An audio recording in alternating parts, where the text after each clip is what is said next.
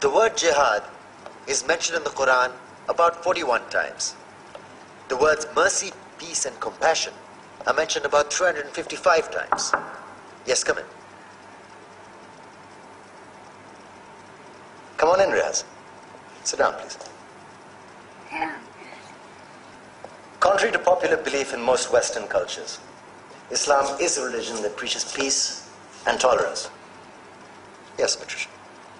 If Islam truly is a religion that preaches peace, then how come the world's most troubled spots, the West Bank, Afghanistan, Pakistan, Iraq, they're all plagued with Islamic terrorism? Well, that depends on your definition of terrorism. Some might argue that the US invasions of countries like Iraq and Afghanistan are also acts of terrorism. No, those were acts of war to get rid of despotic regimes. Or a means of getting at a country's oil.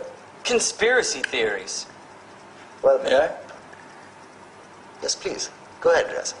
Mr. Khan is right. I mean, if we're talking about terrorists, the world's biggest terrorists are the white superpowers. Come on now. No, really, stop and think about it.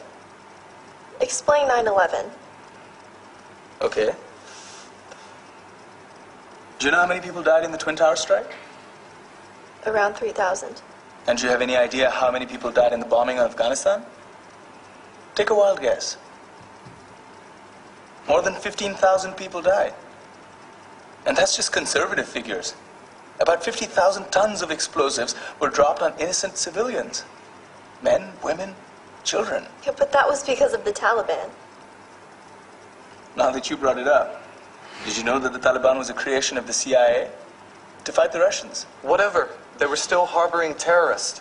Yeah, right. Terrorists that were never found. Just like the weapons of mass destruction that were never found in Iraq. Do you want to get into the death toll in Iraq?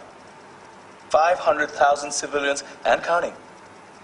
And what do Britain and America say when they don't find these weapons? It's simple. They just say sorry.